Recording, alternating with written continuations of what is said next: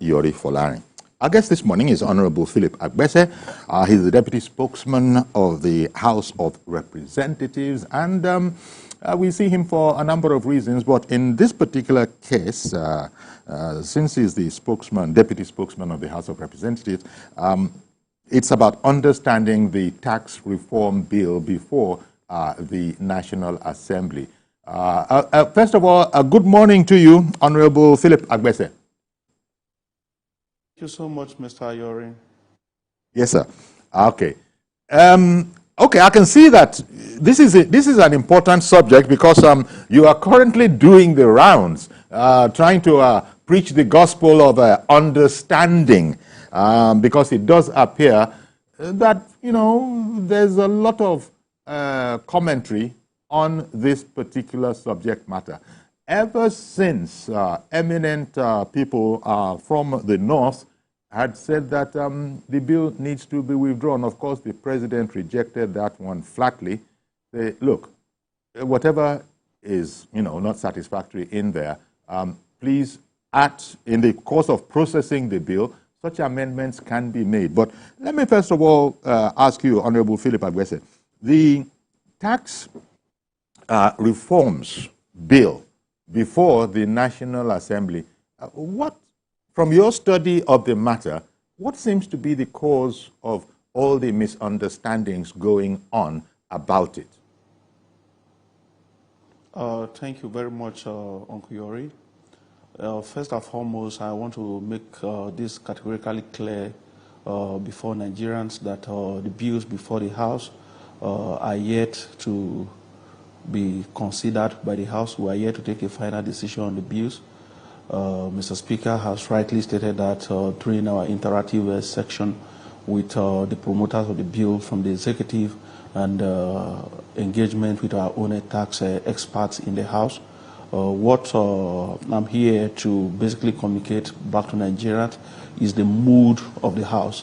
As the deputy oracle of the Parliament, as the mouthpiece of the Parliament, the one who communicates the body, the soul, the mind, and the spirit of the Parliament, I can tell you that the mood in the House is in support of the bill.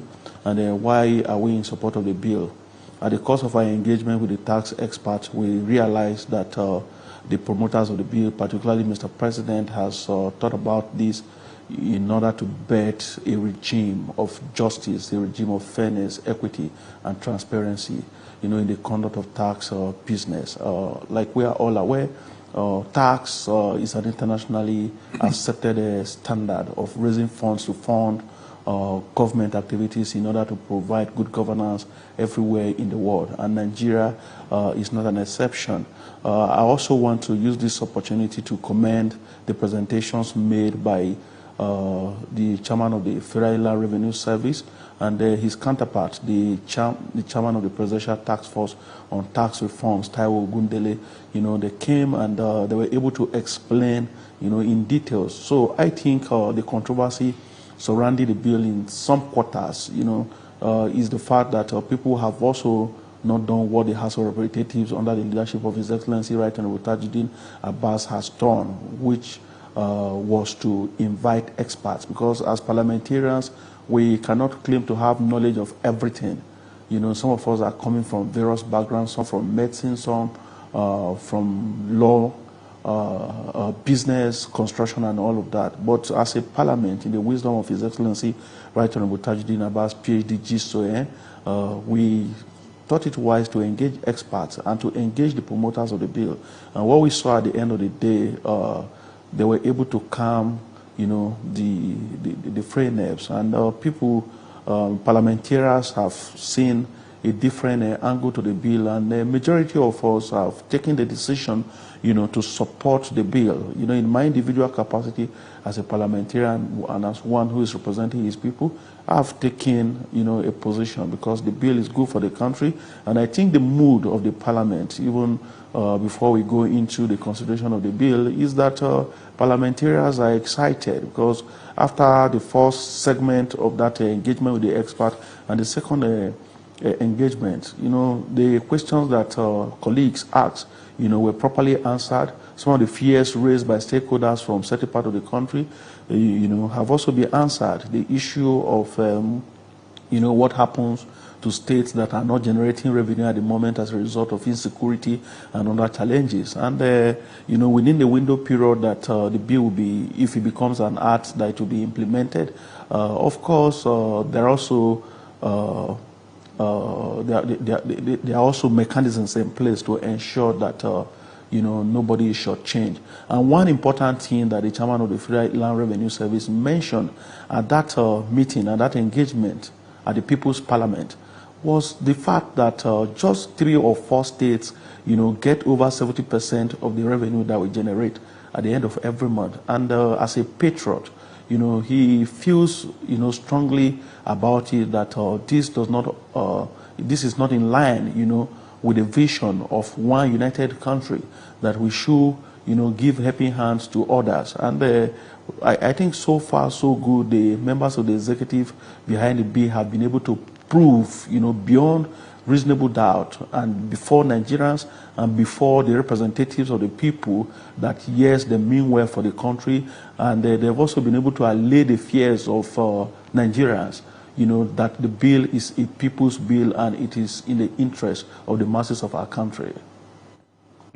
Okay, well, first of all, I think it's commendable. That's personally. Usually we're not supposed to put our personal, opinions forward as the anchor here. But the fact that you mentioned that this hasn't actually been discussed yet in the House of Reps, but then you did proceed to say that, look, from the preliminary read that you have had of it, it's a bill that really needs to be supported because it's in the benefit of Nigerians. That's on the one hand. It hasn't been read yet, but people have taken very strong positions.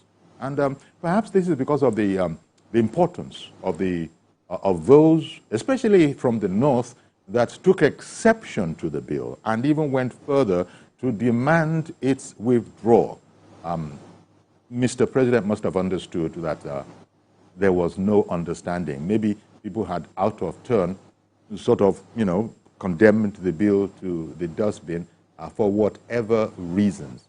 But you have just said, and this must no doubt follow from your perusal of the bill, even though the House itself hasn't come to consider it yet.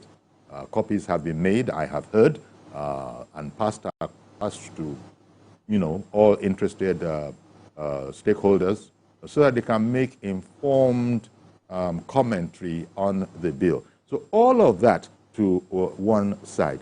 Why, a question, no, let me just take it this way. A question that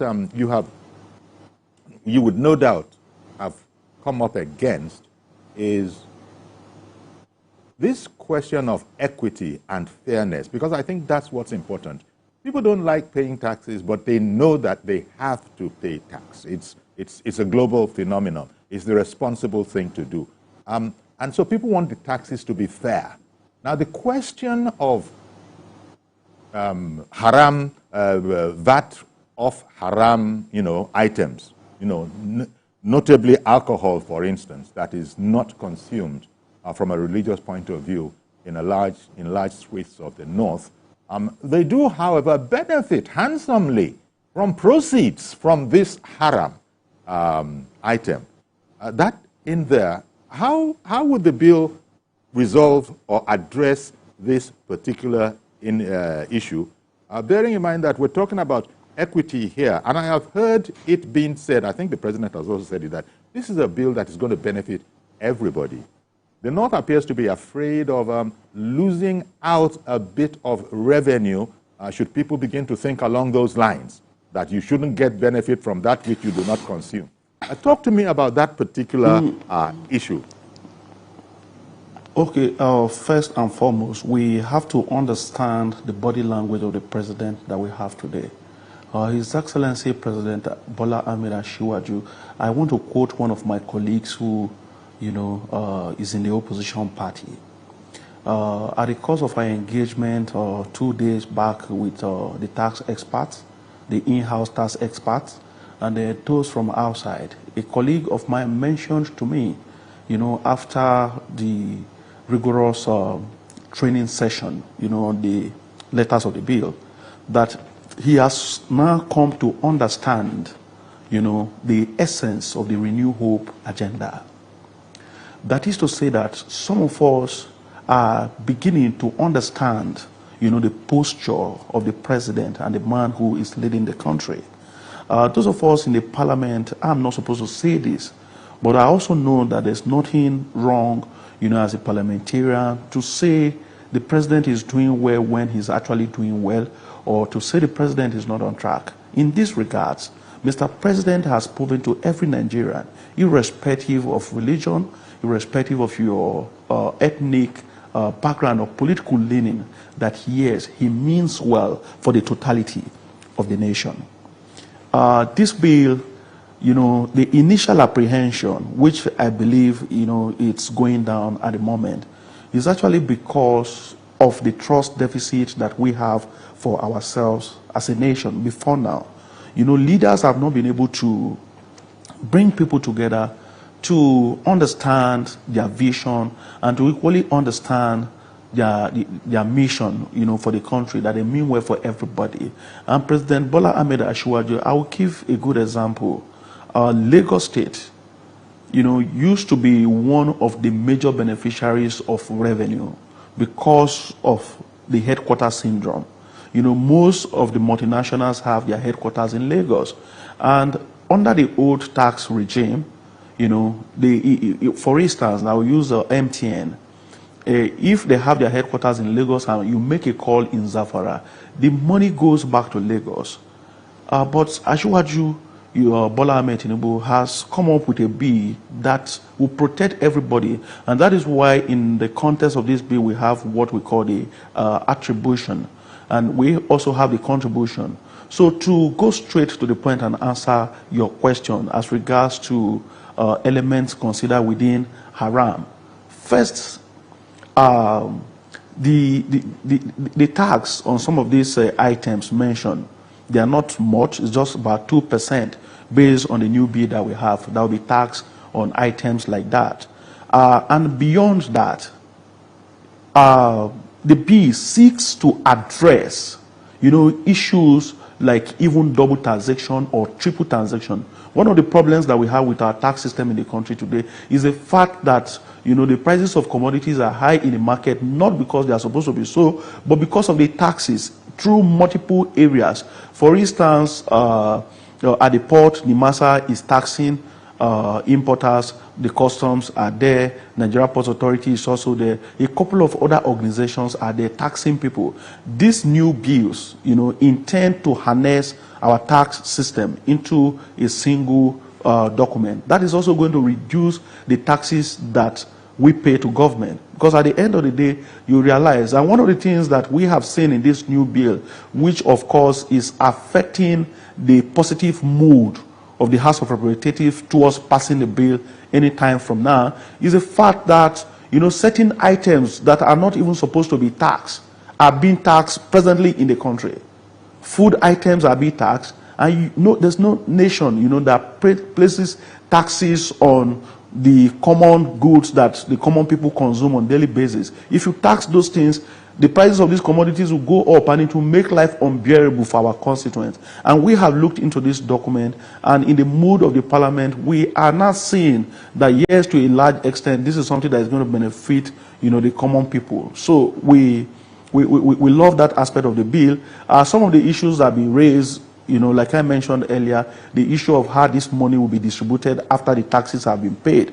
And in the wisdom of the parliament, we're equally looking at how do we police the bills in the event, that we pass the bills and Mr. President decides to sign them into law. How do we ensure, that these taxes, after they are generated, are distributed according to the letters of the law? We're also going to monitor that, and that's why in the wisdom of the People's Parliament, we now have, our standing committees that are up and doing, to ensure that, we carry out proper oversight, not just to make laws, but to ensure that the laws, when they are also made, they are also strictly adhered to. We keep to the letters and spirit, and that is how every developed nation, works globally. you make your laws and you also ensure that nobody is above the law. You strengthen the institution. And this system, the new bills too, they also intend to strengthen the Federal Inland Revenue Service, which is going to be called National Revenue Service, and even the state system, of taxation. So these are some of the things that the bills, intend to address. The earlier apprehension from what happened before the People's Parliament, when we had the engagement with the experts, so many of our colleagues didn't understand the bills. They didn't quite understand them. But after the engagement, people now have a lot of positive things, to say about the bills. People are commending the president across various political parties, are saying that, yes, truly this president means well, and we should all support the bills. So what I think my advice to our stakeholders, either from the south or from the north, because not only people from the north have complained about the bill. Some people from the south have equally complained that the large chunk, the 70% that they were getting before, is now going to be taken away and given to other states. And we are saying that, yes, as patriots, as people who mean well for our country, and as good brothers keeper, we should, support bills that intend to expand, the essence of fairness, equity, and transparency, and the essence of nationhood, where we are all seen to be brothers and sisters, and where we are all seen to be pursuing one common goal, which is, the advancement of our people, lifting people out of poverty, advancing the cause of children, women, and making the country a better place for all of us. A country where, we get taxes, and these taxes are invested back into infrastructure development. These funds are invested back into education and all of that. So I think, in my view, the body language of the parliament at the moment is that we're going to pass these bills any moment from now, because the bills are actually good.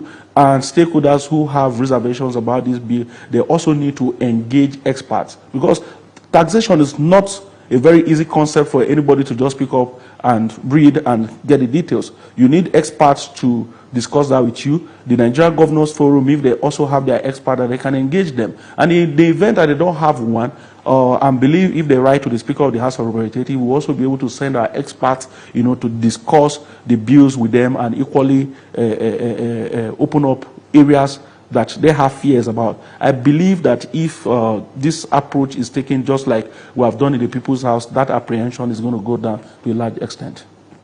No, well, thank you very much, Honorable Philip Agbese. Quite diplomatically put, you necessarily, I imagine, you have to be sensitive to various passions. And so you had explained my main question about people benefiting from that which they find odious to them and will not permit in their environment. You said, look, it's something in the region of 2% or so. I can understand you're wanting to, calm nerves a bit. But since you said the House hasn't come to deal with the bill yet, and it hasn't, I actually heard... No, the House, you see, Uncle Yori, let me just put it very clearly. In lawmaking, we have processes and procedures. We are already dealing with the bill. The stage where we are now is the stage where we engage ourselves to have better understanding and prepare ourselves for debate, on the bill. So when what we have done, because this is the new culture in the House, that sensitive matters are expanded for contributions and understanding of members. That is what the Right Honorable Speaker has introduced, to make the People's House different and to equally engage Nigerians. So we don't become an island of knowledge.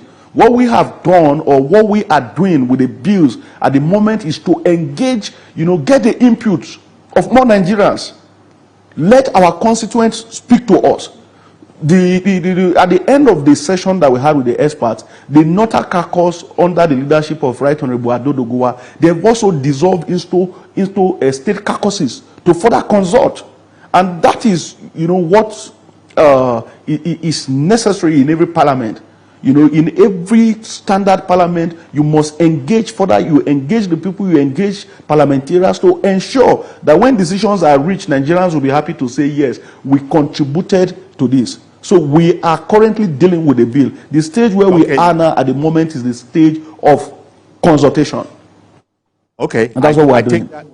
I take that correction because what I meant, maybe a lot of people, erroneously, not knowing that there's a lot of preliminary work that goes before the all-important stage when a vote is taken in furtherance of determining whether this particular matter is to be carried or stood down. So thank you very much. I do take what you've just said. But all of this that you said, it's really about enlightening members, because I've heard you say at a different forum that, look, people, it's a complex subject. Not everybody might have the required knowledge. We come from different backgrounds into the House. So it's very, very important that experts are helping, the Honorable House to understand these bills. I take that all entirely. But I suppose most people are thinking that when the yeas have it, the nays have it, that's what they're looking forward to. But you are just explaining that, look, there's a whole process before we get there. Now, you said that that stage hasn't been reached, but you did venture that by and large, this bill, I am in support of it. It remains to be seen what the House will say.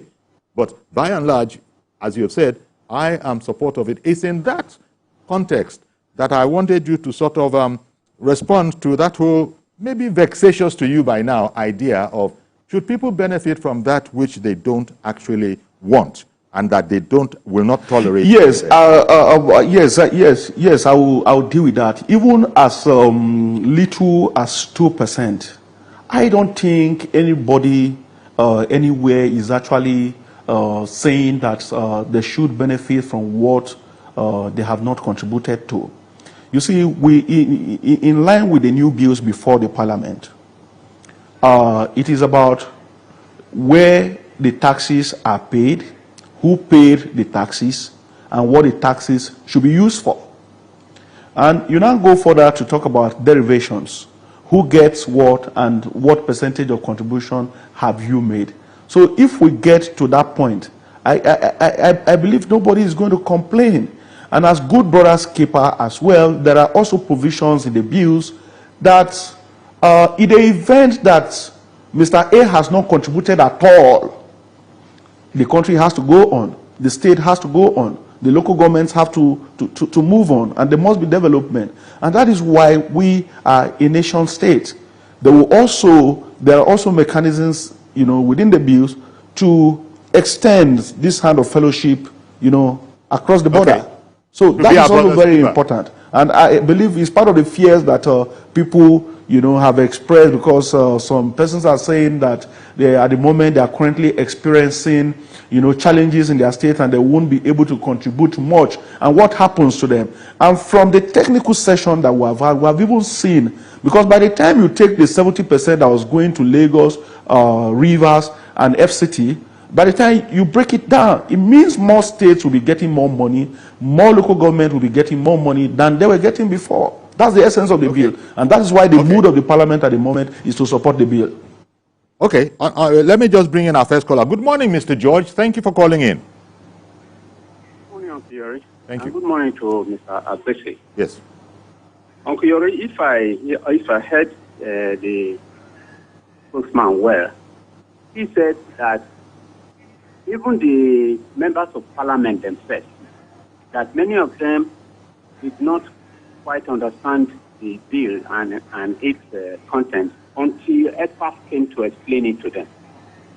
It brings me to this point that we have been discussing on this program about communication. The government programs, the government activities, how they are communicated to the people.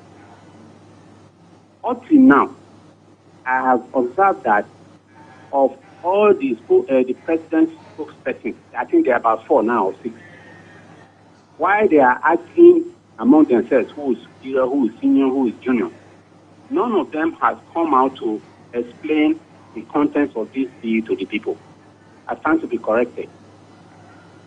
From what the gentleman there is saying, it is obvious that the information that is available to the people is very, very scanty about what the government is doing. I have been saying it, and I will continue to say it. If Mr. President is not careful, he will be the same person that will work against himself, because if you do something in politics, you have to blow your trumpet. If you don't tell people what you are doing and they are not aware, that is the only basis of that they use to assess you. If you hide the information, how are they going to assess you rightly? I have been hearing in the media of recent that President has appointed this month or that month. It's not about who was appointed. The ones that have been appointed before, what are they doing? Who brings information to the people? Who explains government activities to the people? I've been suggesting Okay. there be a big conference to brief the pressmen about activities of the government. Okay. The government is not listening. Okay. But you can see what is going on now. Many people, even as late as yesterday, some people in the north are still saying that this bill should be withdrawn because they don't understand it. Exactly. Exactly.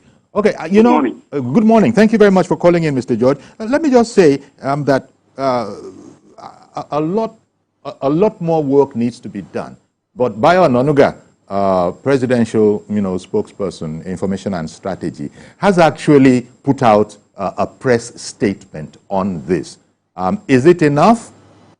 It looks like, more needs to be done. And I think that is what Honorable Agbese, and indeed the president has, asked his ministers, all the ministers, to go out there and sell, the positions of a government on these matters, in line with what you are saying, that we don't know enough.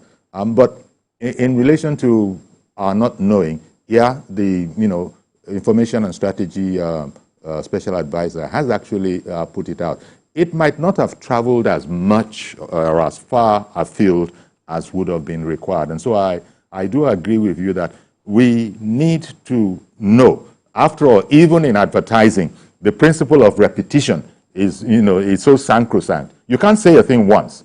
You can't say a thing once and have satisfied all righteousness. You're going to have to go on and on and on.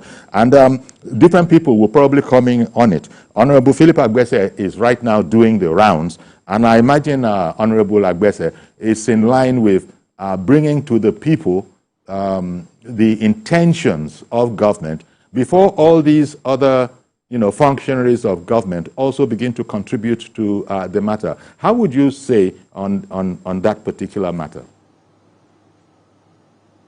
Yes, it is very important. This is a democracy.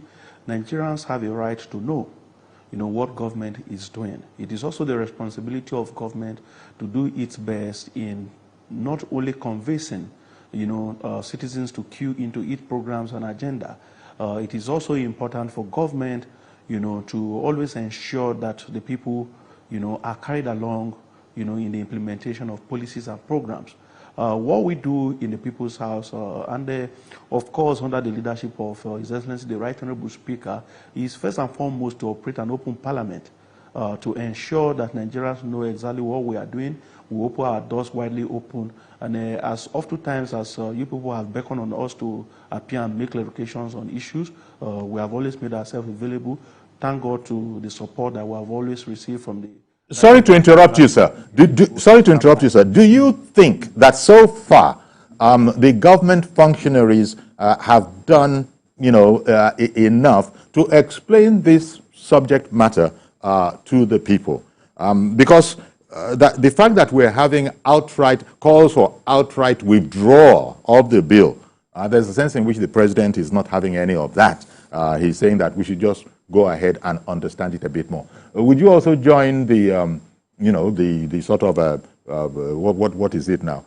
Those who are saying that a lot more needs to be done and is still not being done. Yes, I think in that respect, I would not give it to those who are saying that the bills should be withdrawn. You see, once a bill is before the parliament, we have stages of lawmaking.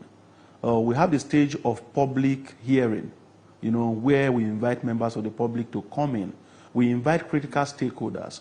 And the Nigeria Governors Forum or traditional institutions are part of the critical stakeholders. So what those people were trying to do in essence was to, circumvent the lawmaking process, which I think it is not correct. It is not in tandem with best practices globally.